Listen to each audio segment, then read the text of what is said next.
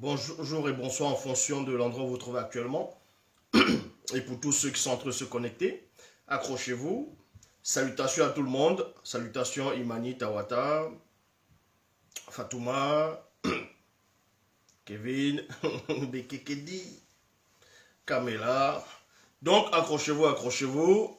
Et connectez-vous pendant l'exposé, comme vous le savez, vous allez envoyer des cœurs. Elisa, Catherine, voilà, Eva, salutations à tout le monde. Mona, Imani de Wassé. Comme vous savez, c'est le vendredi et c'est le 25 décembre.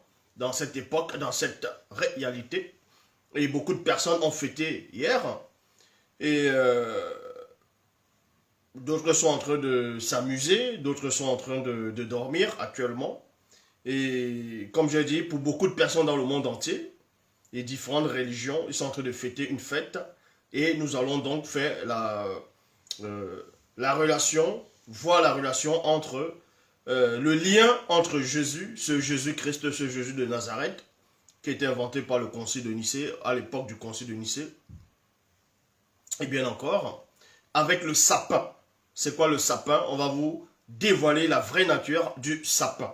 Pourquoi on va mettre le sapin pendant les périodes de 25 décembre, le 31, ainsi de suite, pendant les fêtes de Noël. Nous allons donc voir pourquoi. Mais pour cela, pendant l'enseignement, vous devez constamment envoyer des cœurs parce que le lien, en gros, le direct va être signalé pour que les gens ne puissent pas voir ce qui se cache derrière. Donc ici, on va un peu toucher dans les Bibles actuelles classiques. On va toucher dans les Bibles actuelles classiques. Parce que vous savez qu'il est aussi dit dans Jean 3,11, nous disons ce que nous savons et l'on rend témoignage de ce qu'on a vu. Donc ce qu'on a pénétré en profondeur. Ici, nous allons parler quel est le lien entre Jésus et le sapin. Comme j'ai dit, beaucoup de personnes pensent que le sapin ne pousse qu'en Amérique, en Europe, et qu'il n'y a pas de sapin en Afrique. Donc, détrompez-vous, il existe bel et bien des sapins en Afrique. Il existe plusieurs espèces de sapins. Ici, avant de parler du sapin, avant de parler du 25 décembre, on va d'abord aller à l'origine même du sapin. On va aller derrière, qu'est-ce qui se cache sur le sapin, derrière le sapin, cet arbre-là mystérieux. Pourquoi c'est pas le baobab? Pourquoi c'est pas le bananier? Pourquoi ce n'est pas le papayer? Pourquoi ce n'est pas autre plante ou bien d'autres formes d'arbres qu'on va utiliser pour fêter, pour, on va dire, placer le 25 décembre pour la soi-disant naissance de ce Jésus-là. Donc pour cela, on va aller dans 1 Samuel chapitre 16 au verset 14 dans la traduction Abbé Crampon. Je répète, dans 1 Samuel, dans les Bibles actuelles classiques, dans 1 Samuel chapitre 16 au verset 14, traduction Abbé Crampon. Il est dit ceci. L'esprit de Yahvé, dans l'esprit de Yahweh, se retira de Saül, il y a virgule, et un mauvais esprit venu de Yahvé, dont Yahweh fondit sur lui. Donc on vous apprend, dans les Bibles actuelles classiques, à une époque reculée, il y avait un roi qui s'est compromis, il y a un roi qui a commencé à aller contre la parole. Vous voyez, aller contre la parole, ce roi était connu sous le nom de Saül. Son vrai nom, c'est Nyongi. Nyongi, c'est, en gros, ça veut dire avoir envie. Donc, vous apprenez ici que dans le livre d'un Samuel, chapitre 16, au verset 14, que l'esprit de Yahvé Adonai, Jéhovah, Elohim l'Éternel, s'est retiré de ce roi-là. Est sorti complètement de lui. Donc, la protection s'est retirée sur lui. Et on vous apprend, parce que la protection s'est retirée sur le roi Saül. Donc, on vous dit, Yahvé est sorti de lui. Que l'esprit de l'Éternel est sorti de ce roi renégat. Et on vous apprend qu'un mauvais esprit venant de Dieu, venant de Jéhovah, Yahvé Adonai, a fondu plutôt sur le roi. Et dans la traduction du Monde Nouveau, il est dit, le terrorisa. Donc, premièrement, dans la traduction Abbé Crampon, quand le mauvais esprit venant de Yahvé, Adonai, Jéhovah, Elohim l'Éternel, fond sur le roi, on voit maintenant les étapes de ce qui va se passer. Avant de parler du sapin, maintenant certains sont en train de dire, mais où est le lien entre 1 Samuel 16, verset 14, entre ce roi Saül et le sapin? Vous allez voir le rapport. Donc, dans la traduction du Monde Nouveau, le terrorisant. Ça veut dire que quand le mauvais esprit est venu sur Saül, a fondu, c'est-à-dire a fondi sur lui, a foncé sur lui plutôt, cet esprit a commencé premièrement à le terroriser. Dans la Bible des peuples, lui causa des frayeurs, donc on l'a terrorisé, on l'a fait ressentir des frayeurs, des angoisses. Dans la Bible de la Colombe, le remplissait d'épouvante. Donc, premièrement, cet esprit s'est accaparé de lui, cet esprit l'a saisi, et cet esprit l'a terrorisé.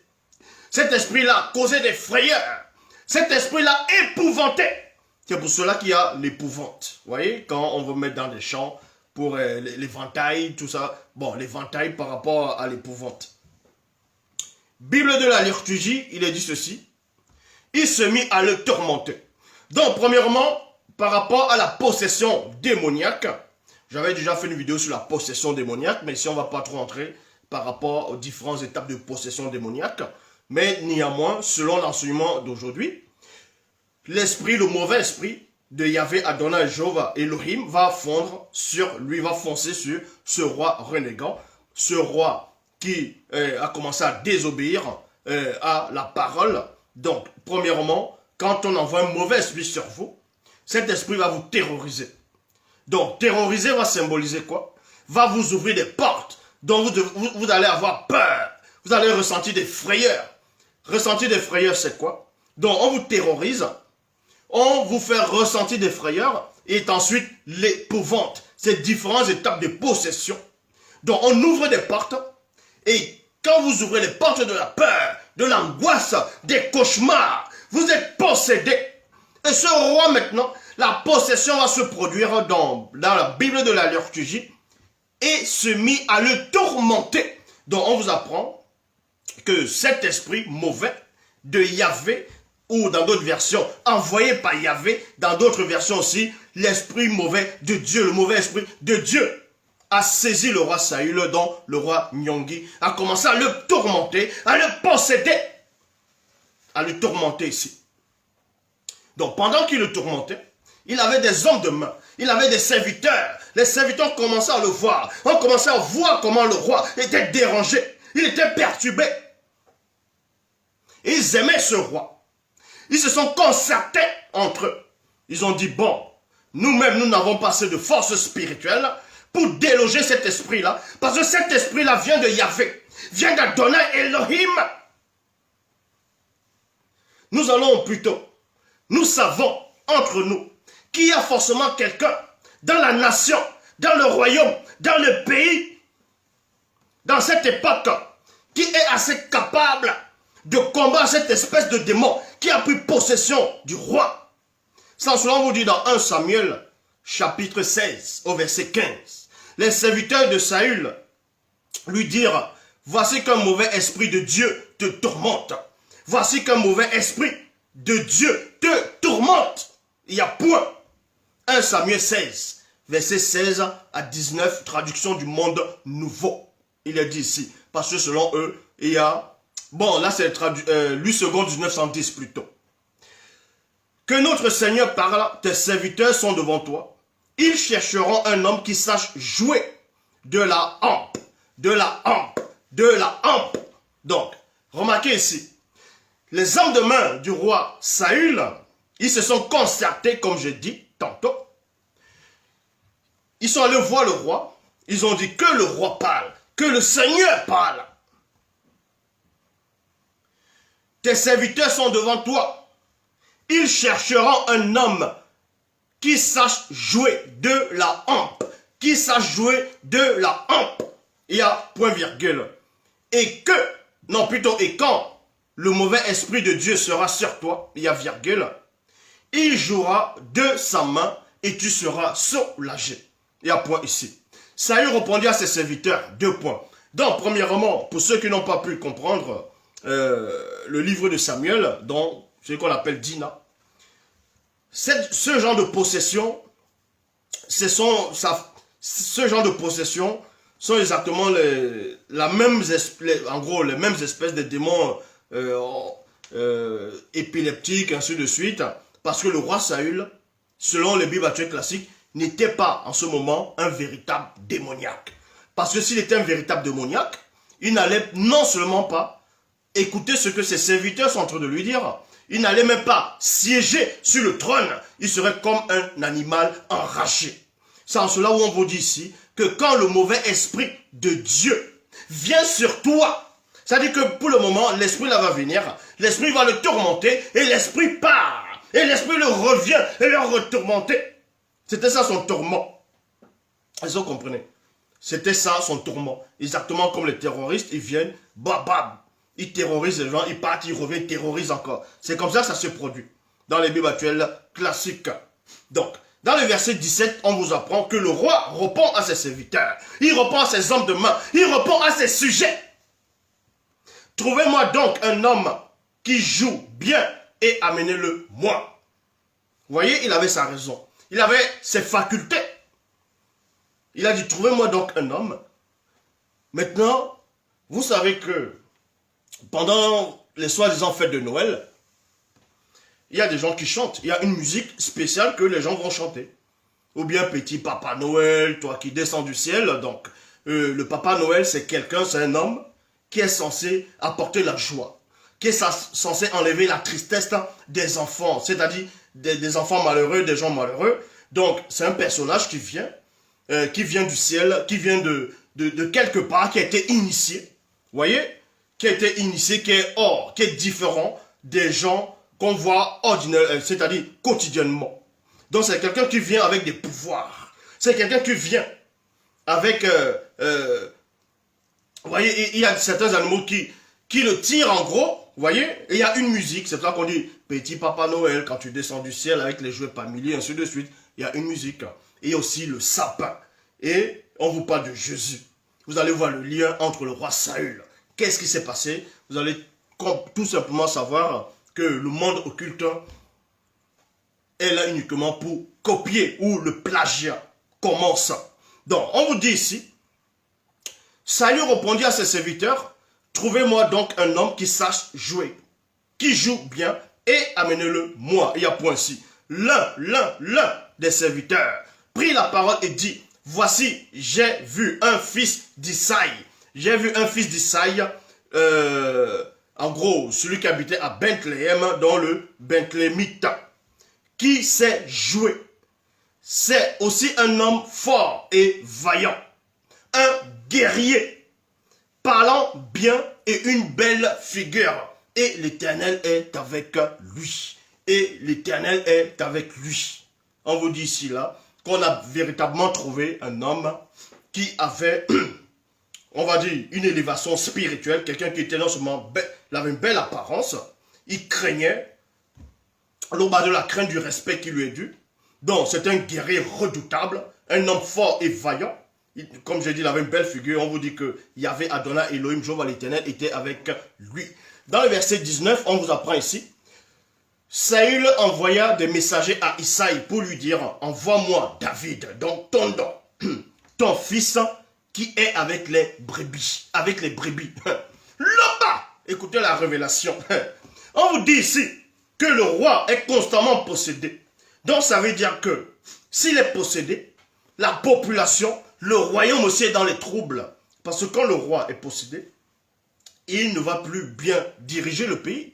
Il ne va plus bien diriger son royaume. Donc la population est dans les troubles. C'est exactement comme beaucoup d'enfants, beaucoup de personnes, ils vont travailler, ils sont fatigués, les enfants sont là, ils n'ont pas de jouets, Noël arrive, et c'est la période où les gens maintenant vont sortir pour aller s'amuser, chacun va être content. Mais là, il y a quand même un bonhomme, un personnage, qui a quand même le lien avec certains animaux. Vous voyez? Avec certains animaux, que ce soit sauvages ou domestiques. C'est la même chose qu'avec David. On va chercher quelqu'un qui est non seulement spécial, qui a la capacité d'apporter la joie à une période au roi et au royaume. Et cet homme est avec des brebis. Vous voyez, est avec des brebis. C'est pour ça que quand vous tapez celui qu'on appelle le Père Noël ou bien Papa Noël, en fonction des endroits, vous allez voir qu'il est... il y a certains animaux dont on va dire péter les cerfs ou les biches ou les... peu importe, qui sont en train de... des antilopes, peu importe. C'est quoi ces animaux qui sont en train de le tirer. Exactement comme Tondor était avec les brebis. Vous voyez. Donc, ils ont juste pris l'histoire de Noël, de ce récit-là, à partir de là que Jésus même déjà se manifestait déjà, se cachait déjà. Donc, dans 1 Samuel chapitre 16 au verset 23, on vous dit, et lorsque l'Esprit de Dieu était sur Saül, remarquez, écoutez attentivement. Donc, David est bel et bienvenu, il s'est mis au service du roi. Et on vous dit dans 1 Samuel chapitre 16, verset 23, et lorsque l'Esprit de Dieu était sur Saül, David prenant la hampe. La hampe, c'est un instrument de musique. C'est un instrument de musique. Écoutez attentivement. Et jouait de sa main. Saül respirait alors plus à l'aise et se trouvait soulagé, il y a virgule, et le mauvais esprit se retira de lui. Le mauvais esprit se retira de lui. Donc, dans 2 Samuel, le mauvais esprit s'est retiré de lui. Le mauvais esprit s'est retiré de lui. Donc, vous apprenez premièrement que celui qu'on appelait David dans les Bibles actuelles classiques, dont Tondor, son vrai nom, va venir, il va chanter de la hampe. Dans d'autres versions, c'est d'autres, on écrit d'autres noms, d'autres formes d'instruments de musique.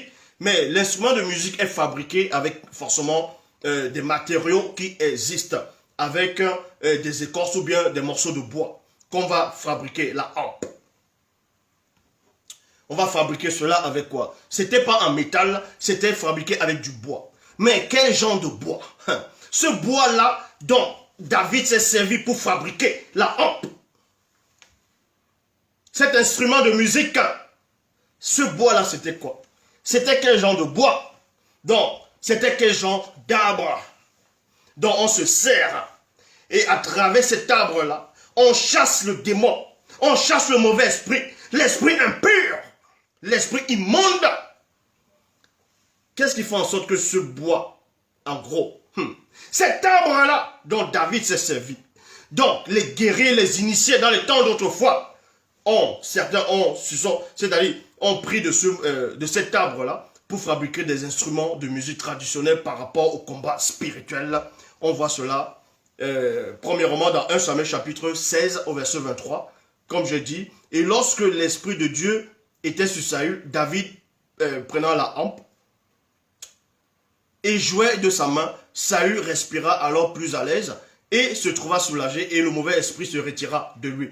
Dans 2 Samuel chapitre 6 au verset 5, David et toute la maison d'Israël jouaient devant l'Éternel de toutes sortes d'instruments de bois, de bois, de bois, de bois, de bois, de toutes sortes d'instruments de bois, de bois. Vous voyez? Donc les instruments de musique que David avait, par rapport au combat spirituel, ainsi de suite, c'était fait avec du bois. Mais ce bois, forcément, vient d'un arbre. On va vous donner la nature de cet arbre-là ici. Donc, l'Éternel et toutes sortes d'instruments de bois de cyprès, c'est-à-dire de cyprès. Le cyprès, c'est quoi? Là, il y a un arbre qui s'appelle cyprès.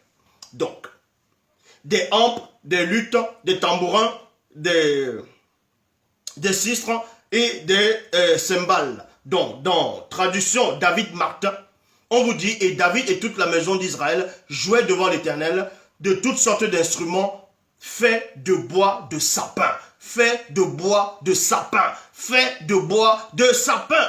Dans les armes, vous voyez, les armes traditionnelles, les instruments de musique que David avait, c'était fait avec les arbres de sapin. Est-ce que vous comprenez? Est-ce que vous voyez le lien? Est-ce que vous voyez le lien? Donc vous comprenez que avec la spiritualité, on ne tâtonne pas. C'était avec le bois de sapin. Vous voyez cela dans 2 Samuel chapitre 6 au verset 5, dans la traduction David Martin. Dans le cyprès, c'est le sapin. Le cyprès, c'est le sapin. Puisque ça porte plusieurs noms. C'est le sapin. Dans 1 roi, chapitre 6, au verset 15. Mais avant d'aller dans 1 roi, chapitre 6, verset 15, vous voyez par là qu'on a pris un arbre qu'on appelait le cyprès, dont le sapin. Avec cet arbre, on a fabriqué des instruments de musique. Et par ces instruments de musique, on va initier cette personne-là. Bon, dans Bible, dans la version authentique, ces instruments de musique, ça s'appelle le nvet. Vous voyez, c'est le nvet. On va parler de ça plus tard. Si l'Oba le permet, toujours dans cet enseignement. Donc, David va prendre l'arbre de sapin, à sapin. Il va couper, il va confectionner certains instruments de musique. Et on va l'initier dans l'art du combat spirituel par des chants, par de la musique. Et quand tu vas chanter, le démon va être expulsé. Le démon va sortir. Est-ce que vous comprenez? C'est-à-dire qu'on n'utilise pas n'importe quel morceau de bois, c'est-à-dire on ne prend pas n'importe quel arbre. Parce que chaque arbre est très important. Remarquez qu'au début de la création, même dans les Bibles classiques, dans le livre de la Genèse, il était question de moto dont l'homme, ce qu'on appelle Adam, dans les Bibles classiques, quand il a chuté, il s'est caché derrière les arbres du jardin.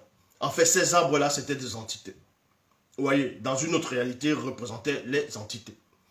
Donc, mais ici, on va vous dévoiler en profondeur c'est quoi véritablement le cyprès, donc l'arbre du sapin. Qu'est-ce qui se cache derrière? La puissance que cet arbre-là a. Cet arbre a le pouvoir de la guérison. L'arbre du sapin. C'est pas pour rien que, en hiver, quand il fait froid, que ce soit dans des pays extrêmes, il y a toujours le sapin. Le sapin reste vert. Et oui, ça reste vert, tandis que d'autres arbres, allez, eux s'endorment. Allez, ils commencent à enlever les feuilles. Le sapin est résistant.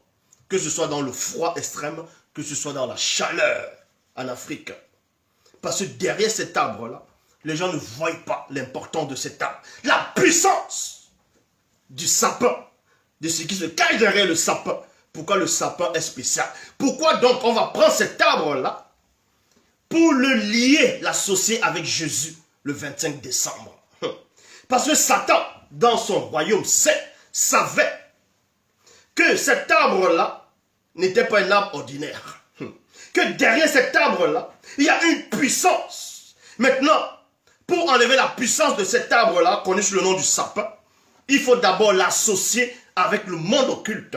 Comme ça, le peuple dira que non, on va mépriser cet arbre-là du sapin. Quand on va voir le sapin, on va dire, ah, c'est Jésus. Quand on va voir le sapin, on va dire, ah, c'est le 25 décembre. Donc le sapin, je ne veux pas le sapin chez moi parce que c'est un arbre qui n'est pas bon. C'est associé à Jésus. C'est associé au 25 décembre. C'est associé au mensonge. Voilà comment le monde occulte fait. Parce qu'ils connaissent l'importance du sapin. La puissance qui est derrière cet arbre-là.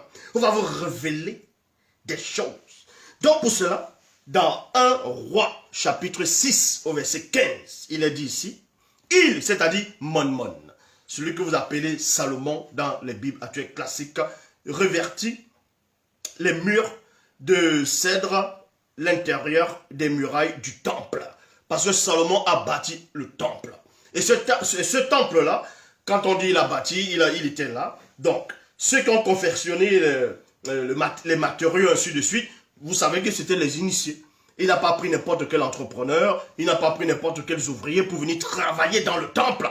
Donc, en bâtissant le temple, dans le temple, il y avait une puissance terrifiante. Mais les artisans, les ouvriers, ceux qui vont travailler sur ce temple-là, c'était les initiés qui avaient le mundi, qui avaient l'esprit.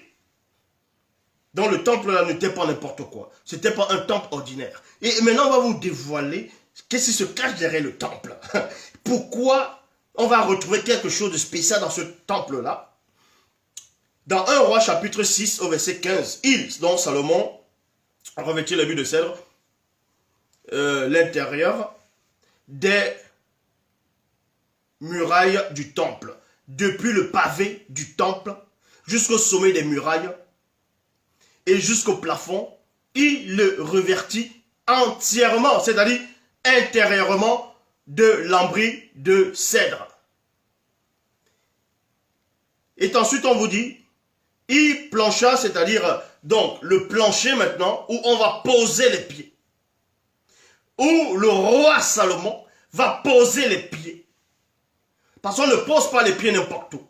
Quand tu es un initié, en plus un homme de cette envergure, qui avait atteint la puissance spirituelle très intense, il ne va pas poser ses pieds n'importe où. Donc on vous dit ici que le plancher où le roi Salomon va poser ses pieds, c'est fait avec le bois du sapin. Vous voyez cela dans 1 Roi chapitre 6 au verset 15. Dans 1 Roi chapitre 6 au verset 15. C'était le bois de sapin qu'on avait travaillé. Et Salomon avait posé ses pieds dessus. C'était ça qu'on voyait dans le temple. Et on vous dit ici, dans le temple, à un moment, on va trouver l'arche de l'alliance, il y aura des chérubins, il y aura des rideaux, et les rideaux, on va broder les chérubins dessus. C'était le sanctuaire. C'était le lieu saint qu'on est en train de représenter.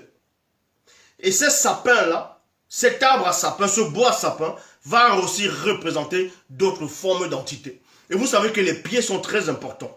Parce que pour apporter l'évangile de paix, il faut mettre des chaussures. Il faut porter des chaussures pour apporter l'évangile de paix. Pour apporter l'évangile de paix. Donc, dans le livre d'Ésaïe, chapitre 14, au verset 8, traduction Abbé Filion, il est dit « les sapins même ». Maintenant, on va vous montrer en quel moment Satan s'est fâché. En quel moment Satan s'est fâché.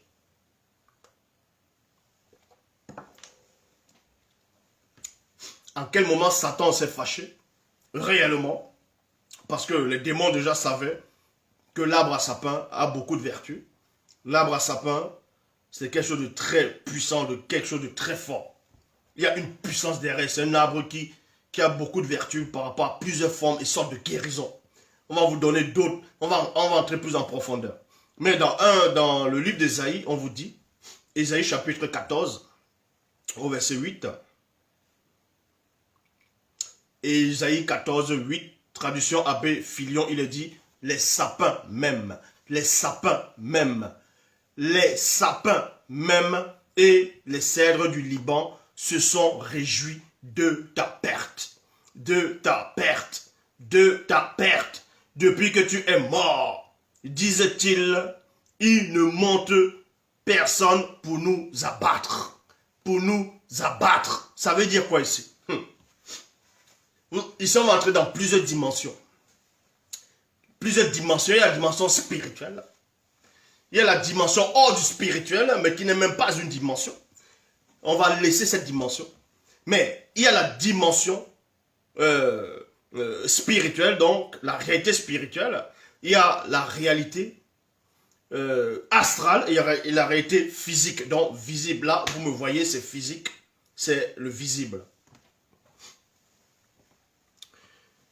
Et on vous dit, ici, dans Ésaïe 14, on parle de la chute de quelqu'un d'important, de quelqu'un qui a marqué. Ici, là, dans le sens spirituel, on parle de Satan, le Mundima Bobé, le mauvais esprit, du chérubin jadis ouin. Je répète, dans Ésaïe 14, on parle de Satan, de la chute du prince, de la chute du chérubin jadis ouin. Et lors de sa chute, on vous dit qu'il y a certains arbres qui vont se réjouir de sa chute. Qui vont se réjouir de sa chute. Et ces arbres-là, il y a les sapins dedans, dans le cyprès. Il y a le sapin dedans. Parce que quand David a pris le Nvet ancien, par rapport au combat spirituel, donc, selon les bibliothéques classiques, qui a été fait par l'arbre du sapin, le bois du sapin, quand il chante, l'entité qui est derrière le sapin va se réjouir de ce que ce démon-là va sortir du roi Saül. Est-ce que vous comprenez? Il y a une réjouissance lors du combat spirituel. Et on revoit cela en profondeur dans Ésaïe 14, verset 8. Les sapins même et les cèdres du Liban se sont réjouis de ta perte. Bible du semeur, les cyprès même sont heureux de sa chute. Heureux de sa chute. Et les cèdres du Liban disent, depuis que tu es effondré, le bûcheron ne vient plus nous abattre. Le bûcheron ne vient plus nous abattre. Ça veut dire quoi ici? Ça veut dire qu'à un moment donné, dans l'Afrique ancestrale, pour ceux qui ne croient pas, bon, comme je dis, il y a beaucoup de sapins en Afrique. Maintenant, vous pouvez vous renseigner. En tout cas, dans le pays où on nomme actuellement le Cameroun, il y a beaucoup de sapins là-bas, de différentes espèces. Il y a des sapins là-bas. Et vous apprenez ici, dans la Bible du Semeur, que les cyprès sont, comme je dis, ce sont aussi des sapins. Les sapins se moquaient déjà de la chute de Satan. Les sapins se moquaient de la chute de Satan. Donc en gros, c'était les entités qui étaient derrière les sapins. Bon, se moquer, pas moquer comme la moquerie dont c'est interdit dans Somme 1. Se réjouissaient de la chute de Satan. Ces sapins-là, donc ces entités derrière les sapins. On va vous donner son vrai nom dans la langue originelle tout à l'heure. De ce sapin-là, en gros, de cette entité-là. Et les facultés que cette entité-là a. Donc, ils vont se moquer de lui. Maintenant, pourquoi donc on vous dit que néanmoins les sapins, même sont heureux de sa chute, et les cèdres du Liban disent, depuis que tu t'es effondré, le bûcheron ne vient plus nous abattre. Comme j'ai dit, à un moment donné en Afrique, on abattait beaucoup les arbres du sapin. Donc, on utilisait ça pour le nvet, pour les danses traditionnelles, le combat spirituel, pour fabriquer les planchers des rois, certains matériaux, même par rapport à certaines pirogues. Il y avait aussi le bois de baobab. Le baobab aussi est sacré, donc il y a plusieurs arbres qui sont sacrés. Ici, on ne va pas rémunérer tous les arbres. Bon, ici, on a parlé du sapin.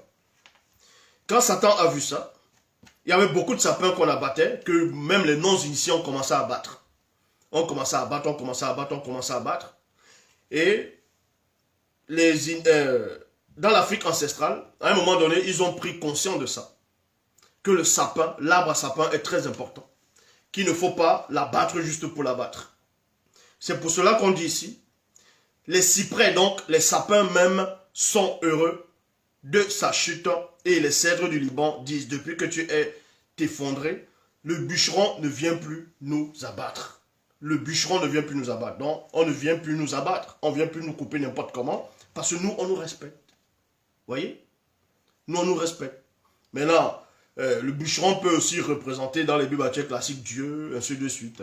Ou d'autres personnes, les mauvais bûcherons.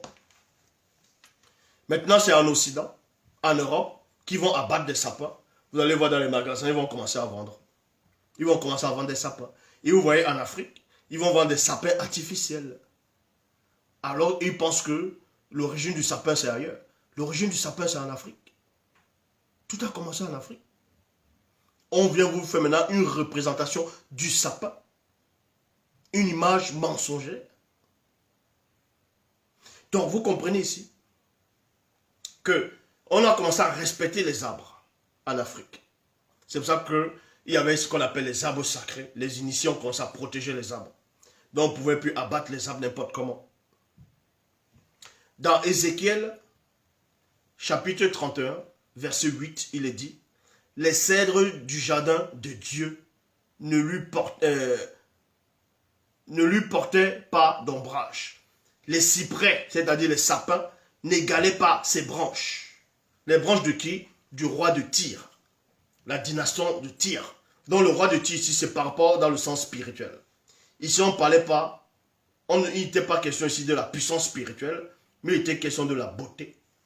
Donc on vous dit ici, dans Ézéchiel chapitre 31, verset 8, les cèdres du jardin de Dieu ne lui portaient pas d'ombrage. C'est-à-dire que parmi les arbres que Moto était caché derrière, il y avait ces arbres-là. Donc c'était des entités. Et on les comparait ici avec Satan. C'est pour ça qu'on vous dit ici, les cyprès n'égalaient pas ses branches. Et les platanes n'étaient pas comme ses rameaux. Aucun arbre du jardin de Dieu ne l'égalait en beauté. Donc vous voyez, c'était par rapport à la beauté. Il est question du jardin, ce qui était en Éden. Il n'est pas question du grand ordre des choses. Ne confondez pas tout. Les entités dont on a te fais allusion ici, c'est ceux-là qui étaient dans le jardin d'Éden. Quand Moto allait se cacher derrière les arbres, ils étaient là. Cette espèce-là était là. On ne parle pas de toutes les entités, du grand ordre des choses. Et on vous dit, il n'égalait point le chérubin jadis en beauté. Mais on ne parle pas de puissance ici. Dans la traduction David Martin, les cèdres qui étaient au jardin de Dieu ne lui ôtaient rien de son lustre. Les sapins n'étaient point pareils à ses branches. Parce que Satan, le Mundima Bobo, le mauvais esprit, on le considère lui-même comme un arbre. Est-ce que vous comprenez? Lui aussi, c'est un arbre. C'est un arbre. Toutes les entités qui existent, c'est une espèce d'arbre. C'est pas pour rien que les arbres viennent d'abord avant les animaux. C'est pas pour rien que avec les arbres, il y a certaines espèces d'arbres. Vous utilisez des fleurs, des légumes, vous prenez les fruits, vous faites des maisons, ainsi de suite. S'il n'y a pas d'arbre sur terre, vous allez faire comment? Vous ne pouvez rien. Vous n'allez rien faire. Donc, les arbres vont représenter les entités, vont aussi représenter les hommes. C'est pour ça qu'à un moment donné, même dans les Bibles classiques, un homme il est aveugle. On lui dit, qu'est-ce que tu vois? Il dit, je vois comme des arbres. Après, quand ça devient un peu blanc clair, il dit, il voit des hommes. Parce que les arbres, c'est considéré comme des hommes. Donc ceux-là qui vont uriner n'importe où sur les arbres, respectez les arbres. Vous pensez que les arbres, c'est quoi? C'est des choses juste comme ça, là, pour faire joli. Il faut respecter les arbres.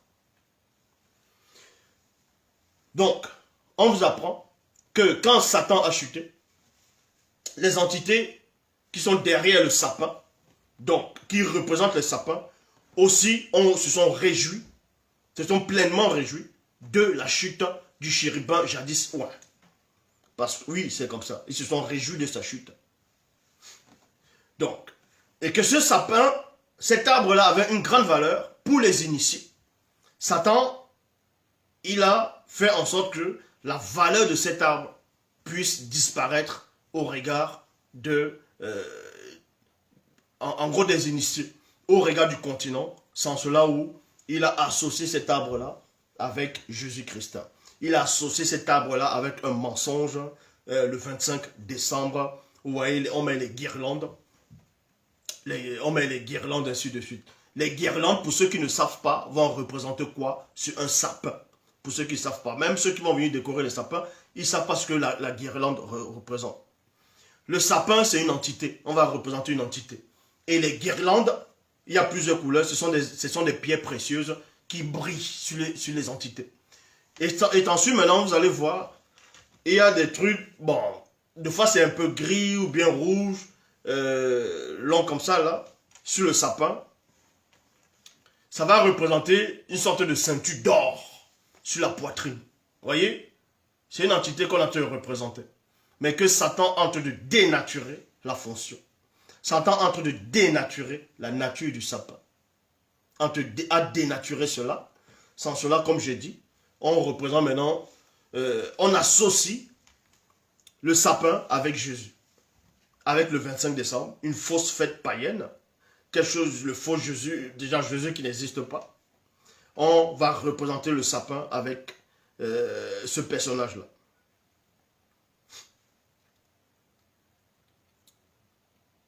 Traduction Abbé Filion, les sapins n'égalaient point sa hauteur.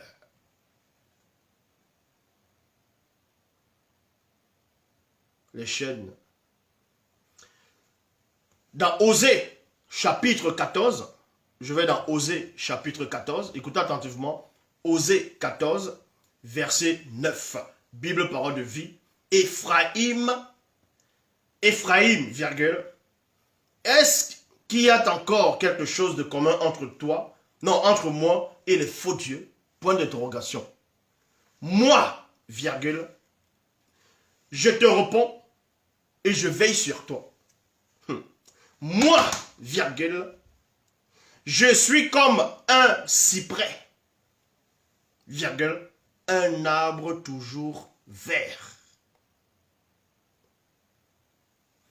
Dans la même version, le même verset, bon, Le même chapitre, mais là maintenant c'est dans le verset 8, tandis que dans la Bible Parole de vie c'est dans le verset 9, mais dans la traduction Martin c'est dans le verset 8, dans Osée 14, 8, il est dit, Ephraim dira, qu'ai-je plus à faire avec les faux dieux? Point d'interrogation. Je les osserai et je regarderai. Je lui serai comme le sapin vert. Ton fruit procédera de moi. Donc ça veut dire quoi? Le sapin c'est une protection en même temps. On voit cela dans Osée 14, 9. Dans d'autres versions c'est le verset 8. C'est un sapin, c'est un arbre qui est toujours vert. Donc un arbre qui apporte la guérison, parce qu'on apporte la guérison au roi. Ça apporte la protection et ça apporte beaucoup de choses. Vous voyez? En gros, c'est une entité, si vous voulez comprendre, l'entité qui se cache derrière réellement pour les initiés. Le sapin, dans le cyprès, c'est l'entité de la guérison et de la téléportation. C'est l'entité de la guérison et de la téléportation. Ebonga Mungongi. C'est comme ça qu'on l'appelle. Dans la langue originelle, le doual ancien, Ebonga Bogongi. Ebonga Bogongi. Donc l'arbre de la guérison et la téléportation. C'est le sapin, c'est le cyprès. C'est le cyprès. Est-ce que vous comprenez? Donc, oui, le sapin, c'est aussi une âme spirituelle. Quand on brûle le sapin, l'odeur qui se dégage, vous ne savez pas ce que ça peut produire aux démons. Vous ne savez pas ce que ça produit. Quand on brûle le sapin, l'odeur du sapin. Vous ne savez pas quand vous avez le sapin dans vos jardins, ce qui se produit. Donc vous comprenez ici le lien entre Jésus-Christ et le sapin. C'est tout simplement dénaturer la nature du sapin. C'est dénaturer la nature du sapin. Est-ce que vous comprenez? Uniquement pour dénaturer cette nature-là. Parce que Satan, le monde occulte, ils n'aiment pas le sapin. Vous voyez, ils n'aiment pas le sapin. C'est pour ça qu'on va associer le sapin avec des abominations. Et maintenant, il y a aussi d'autres formes d'arbres en Afrique ancestrale qui sont très précieux, qui apportent des guérisons dont on ne peut même pas imaginer concevoir. Et quand les Occidentaux viennent, ils savent qu'ils ne peuvent pas prendre l'essence de cet arbre. Même s'ils prennent les écorces, ils arrivent même à bouillir dans de l'eau, ils vont boire, ça ne va pas les guérir. Parce que cet arbre-là a l'ADN originaire du peuple. Sans cela où il y a des braconniers, il y a des gens qui vont d'abord, les braconniers, tuer les éléphants, ainsi de suite, les animaux. Et maintenant aussi, ils vont venir déforester les arbres en Afrique. Parce qu'ils ont horreur des arbres qui sont en Afrique. C'est pour ça qu'ils viennent détruire la faune et la flore. Ils viennent détruire les arbres en Afrique. Parce qu'ils connaissent l'importance de ces arbres-là. Donc, je m'adresse à vous. Protégez les arbres. C'est très important. Quand vous arrivez peut-être en Europe, en Amérique, il y a les arbres que vous voyez. Certes, il y a des arbres. Mais vous pensez que c'est comme les arbres qu'on voit en Afrique? Quand vous voyez une forêt en Afrique la nuit, vous avez peur d'entrer. Mais les forêts en Europe, en Amérique, est-ce que vous avez peur d'entrer? Vous avez plutôt peur d'entrer dans la forêt en Afrique. Des fois, vous voyez un arbre la nuit, vous dites, hey, non, non, non, non, non. Il y a quelque chose. Vous voyez l'arbre, vous sentez la présence de l'arbre. Parce que derrière, il y a une force. Ils le savent. Ils savent cela. Donc, respectez les arbres. Et quand vous avez peut-être des maisons, vous voulez planter des arbres dans vos jardins, ne plantez pas n'importe quel arbre. Donc voilà l'enseignement de ce soir, c'était par rapport aux arbres, c'est-à-dire le lien entre Jésus et le sapin. Entre Jésus et le sapin. Donc, pour l'info, Jésus n'est pas né le 25 décembre. Il n'est pas né le 25 décembre, il n'est pas né tout simplement. Il n'existe pas. Maintenant, il y a des Mongols et Tétards qui vont dire, oui, mais Zouloula, tu as dit dans une vidéo que tu as vu Jésus, tu l'as appelé Père, tu l'as appelé Dieu, ou bien ou peu importe comment tu l'as appelé, tu l'as vu, tout ça. Mais vous pouvez aussi voir une vidéo où j'ai expliqué. Eh oui. Donc voilà. Comme je dis, on est vendredi. Il y a les questions-réponses. Vous pouvez aller vous connecter. Et poser des questions. L'Oba se glorifie toujours car l'enseignant est là. Il est assis sur le trône. Est-ce que vous comprenez? Il est assis sur la puissance. La puissance elle-même. Donc, voilà.